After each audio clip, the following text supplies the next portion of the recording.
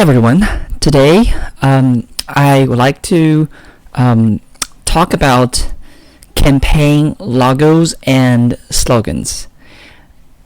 What are the good ones and what are the winning features of the campaign logos and slogans, and how we can apply these principles to tell which candidate may most likely win.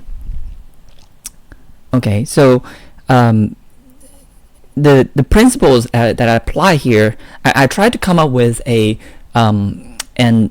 objective principle. Okay, so and hopefully that can be applied across the parties, and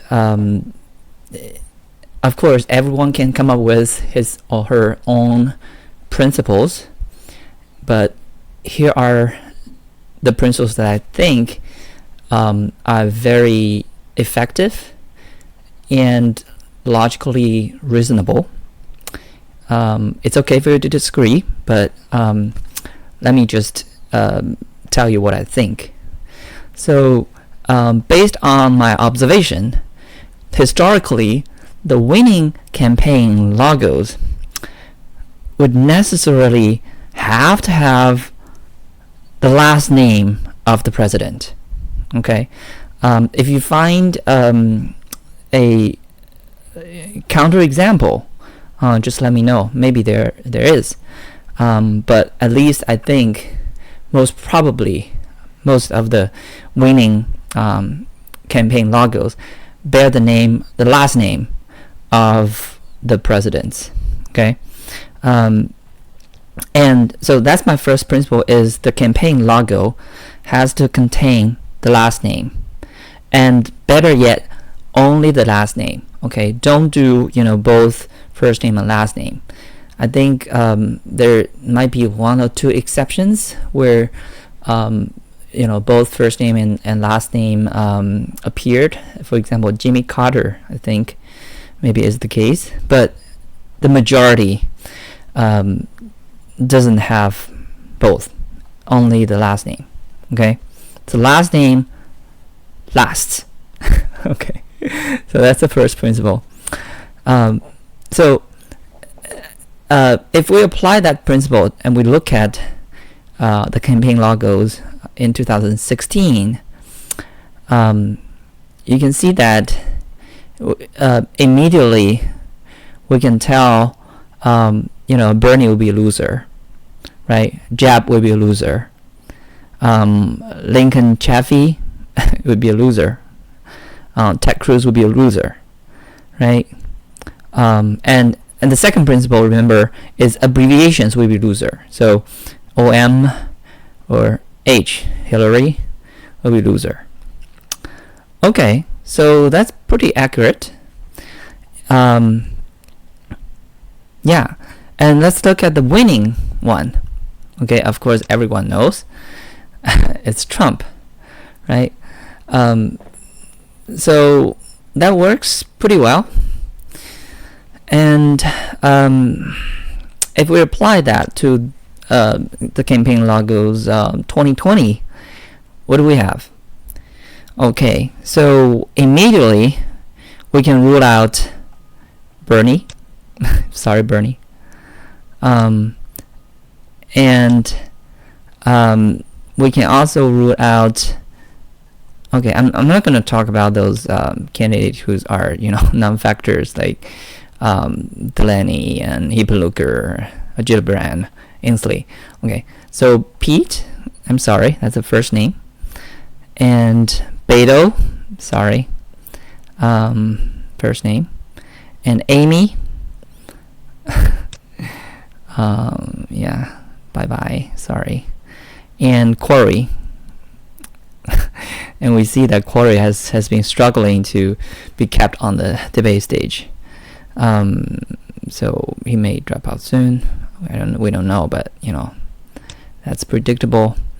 And Tulsi, I'm sorry, I really like Tulsi. I think she is actually one of the most interesting ones this year, but just because of the first name, and I already said the rules, so that's a sorry. Julian, of course, is a non-factor. I'm sorry. Joe Biden. Okay. Hey, Joe.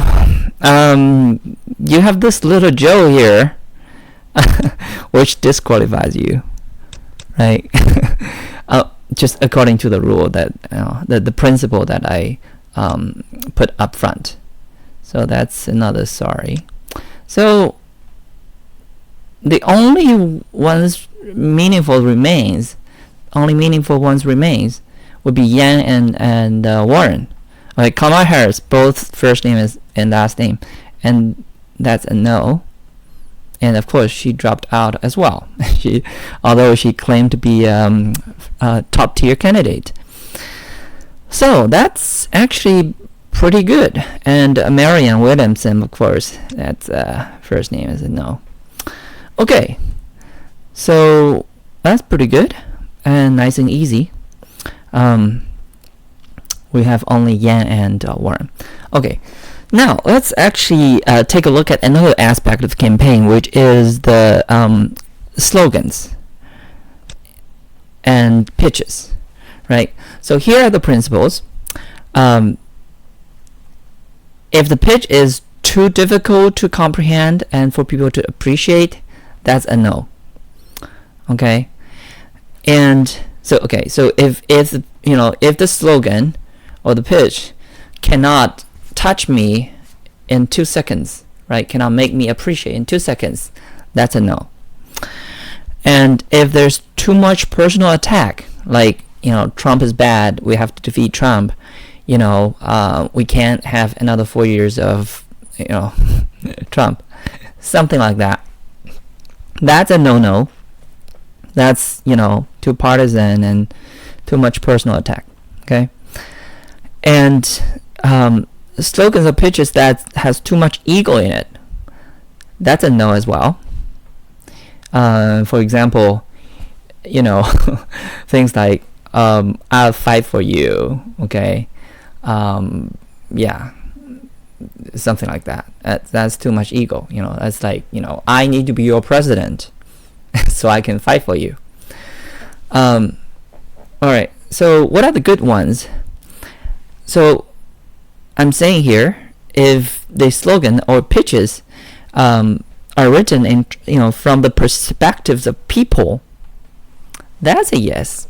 Okay, so and if that something can directly benefit in people, so people can immediately realize, oh, this is really good for us, then that's a yes. And if it is presenting a positive vision to the American people, that's a yes.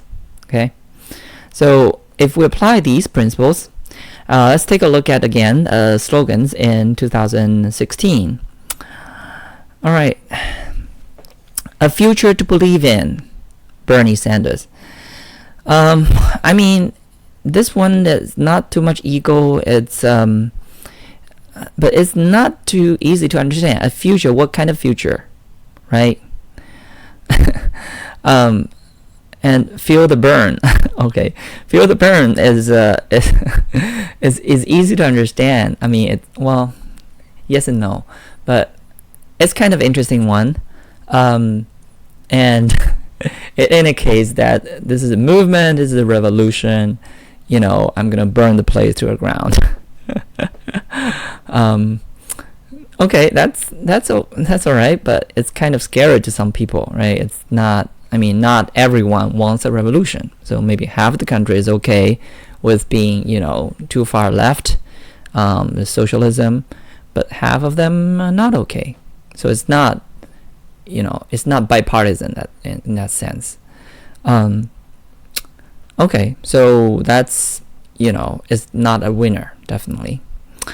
And Hillary for America, again, it's too much ego, right? That's like, I, Hillary Clinton, will have to be your president because I'm for America. That's a no. And of course, Hillary lost.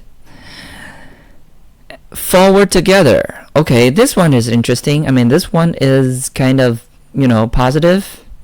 I like it, but unfortunately, it's probably one of the only good ones. One is the only good one out of many from Hillary. Fighting for us, okay. That one is okay. It's kind of, from the perspective of the people, but I mean, on the other hand, it's just that I will fight for you. So still, some ego there. I'm with her. That's not particularly good. It's I'm with her. It could be. It would be like, is that a fair? All right. But they try. I mean, I can see that why they do that is because that feels like, from the people's point of view, from the people's perspective. Stronger together. I mean, it sounds good, but what do you mean by stronger, right? Are we weak? In what way? How are you going to make us stronger? It's vague. It's a lot of people are suffering, right? They're like 70-80% of people are living paycheck to paycheck. How do we get stronger when we're suffering economically? All right, so that's not particularly good. When they go low, we go high. That sounds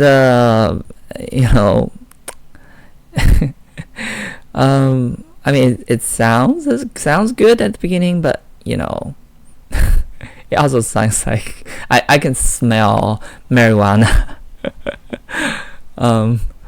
Anyways, okay. Last but not least, love trumps hate. Okay, this one is the worst, and here's why. Love trumps hate. Hillary. Let's take a look. Love trumps hate. Hillary. If you like, love trumps hate Hillary. Oh gosh. It's it's not good. Of course, here's the winning one. Make America great again. Okay, so that is actually very, very good, right? Because it presents a positive vision. It gives you hope. Make America great again, because people feel, we're not okay. America is in trouble. It's not great anymore. But Trump comes in and say, I can make America great again if you elect me. And that's partly why Trump won the election. Okay, so let's have a quick overview of the principles, and then we move on to this year's campaign slogans and pitches. Okay, so yes and no's are here. Let's take a look at the campaign logos this year. Okay, I'm going to skip some of the losers, okay, like Mark Bennett and, okay, Joe Biden. Our best days still lie ahead. Wait, no, Joe, stop lying.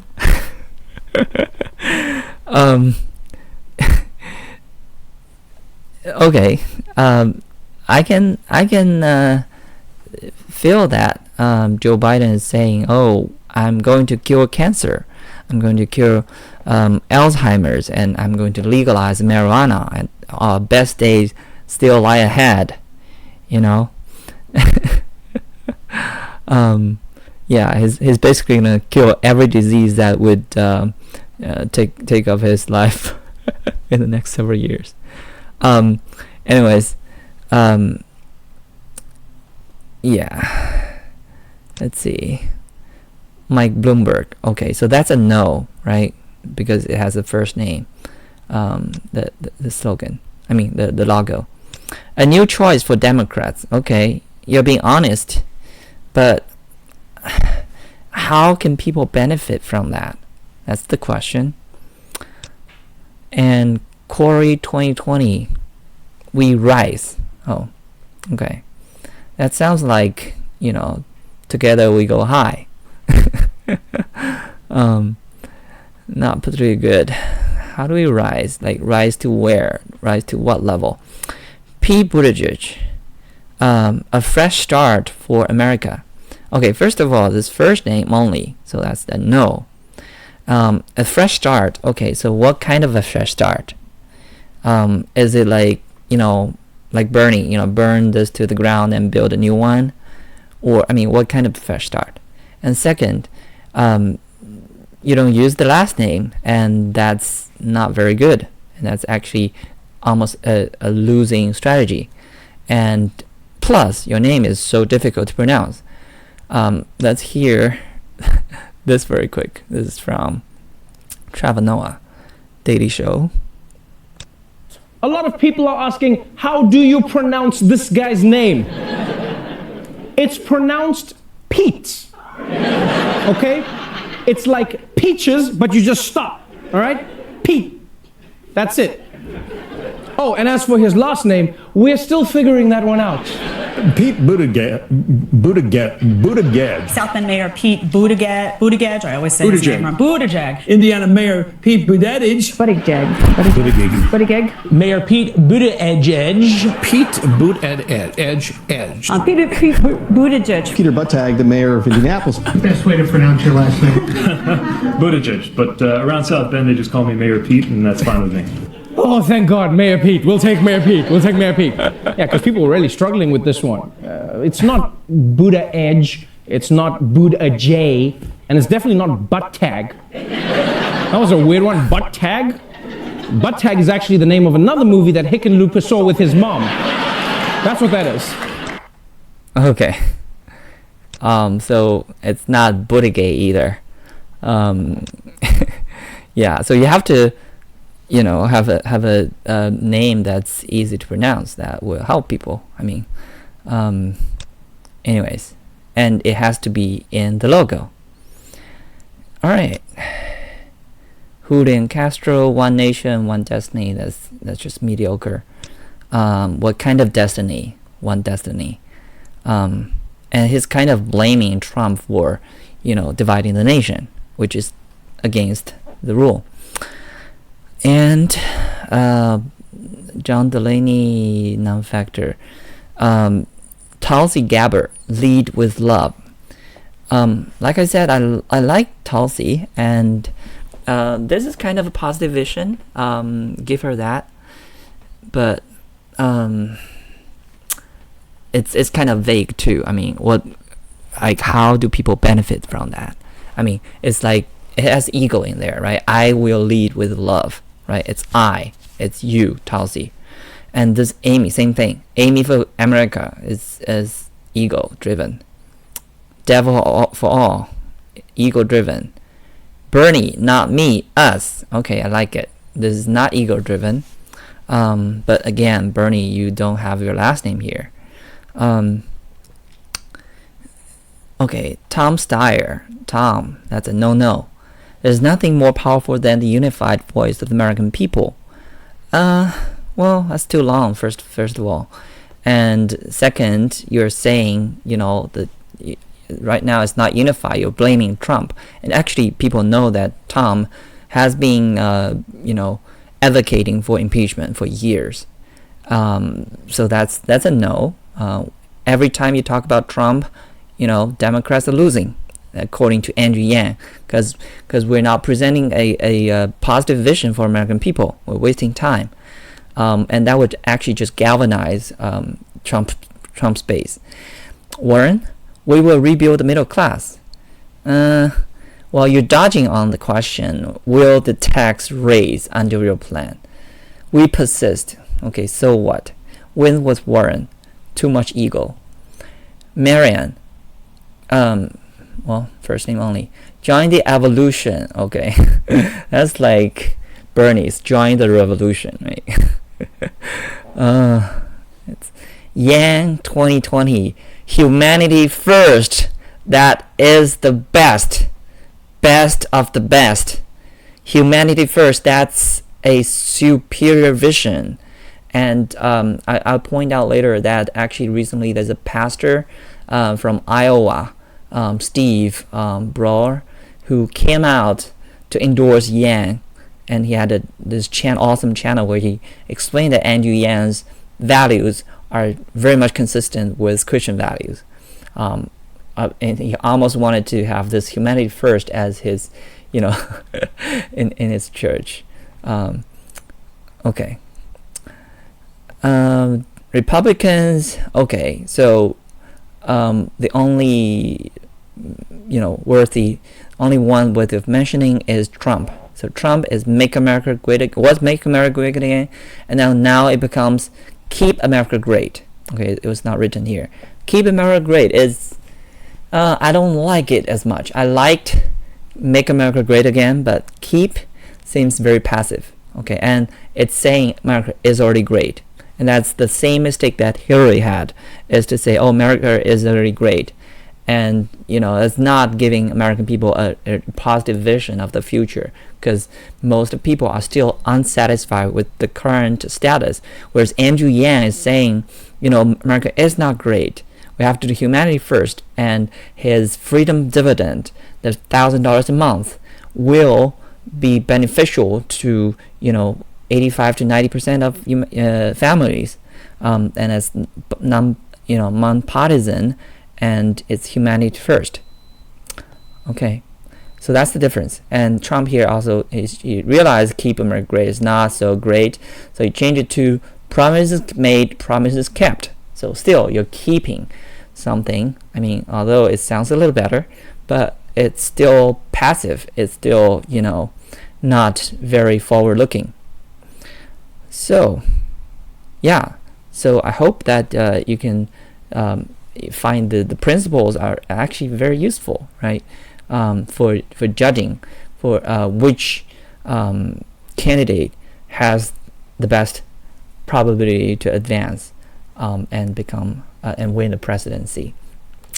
And last but not least, let's take a quick look at the pitches. Okay, so these candidates, they also have each one has their own pitches. So let's see which ones are good and which ones are not as good. Okay, so again, we are going to apply these principles. So that, okay, there we go. So this one, okay, that's just in the interest of time, let's just focus on the front runners. Okay, the important ones. So Joe Biden elevator pitch is the core of values of this nation, our standing in the world, our very democracy, everything that's the mayor of America is at stake. Oh, first, it's too long. Second, this is saying Trump is dividing the nation, which is not okay. Which is not okay. Okay, your pitch is not okay because you are blaming Trump. You are saying, we have to do something to remove Trump. And that's personal attack. And Michael Bloomberg, we cannot afford 4 more years of President Trump's reckless and unethical actions. That's a no. No attacking. No personal attack. Okay. Cory Booker, together we'll channel our common pain back into our common purpose. Together, America, we will rise. Okay, that's what you mean by we rise. It's mediocre. I mean, Pete, it's a season for boldness and it's a time to focus on the future. Okay, so that is a season for boldness. That's praising yourself, Pete. You're saying you are very bold and it's time to focus on the future. Okay, that has some vision in it, but it's vague. You're not telling people what kind of future you're gonna bring. Yeah, so let's see. Tulsi Gabbard, Medicare for all is the solution we need. That sounds like Bernie Sanders, but that is a positive vision, and that is some benefit that people can have, which is good. Amy Klobuchar, I'm running for every American. I'm running for you. No, Amy, that's ego. That's ego-driven. Run, Amy. Run away. Okay. Bernie Sanders. Our 2016 campaign began the political revolution. Now it is time to complete that revolution and implement the vision we fought for. Well, I explained before, Bernie is too far left. I mean, some people will appreciate the vision, but some people won't. So that's it's between yes and no. Warren. Okay. The man in the White House is not the cause of what is broken. He is just the latest and most extreme symptom of what's going wrong in America, a product of the rigged system that pops up the rich and powerful and kicks dirt on everyone else. Okay, he's talking about Trump, but then he's saying Trump is not the problem itself. But again, that's good. That's like Andy Yang's talking point, but you're not presenting a positive vision. You're not presenting the solutions. And Tom Steyer, we know that, is based on restoring the democracy, right? Impeaching Trump, that's not good. Andrew Yang, the most direct and concrete way for the government to improve your life is to send you a check for $1,000 every month. That's the freedom dividend. That is the best. That is the positive vision. I mean, I'm saying the best because I'm with Yang, but I'm also applying, but regardless of that, if I apply the principles, even if I don't support Yang, I apply the principles, one still will find that this is the best because it's for the people, right? It's actually bringing benefits to the people. It's not ego-driven, right? Andrew Yang is not running is not having the dying desire to become president. He wants to have the solutions, right? Elizabeth Warren proposed, pointed out Trump is not the problem, and Andrew Yang said Trump is just a symptom. We have to cure the disease, and the freedom dividend is one of the recipes that he gave. And Trump, pretty soon we are going to be saying keep America great, keep America great. Again, like I said, this is positive. This is kind of saying I've done a great job, right? I've made America great again. So that's kind of ego. And then I'm going to keep America great. So please elect me. Okay, so you sense the ego there.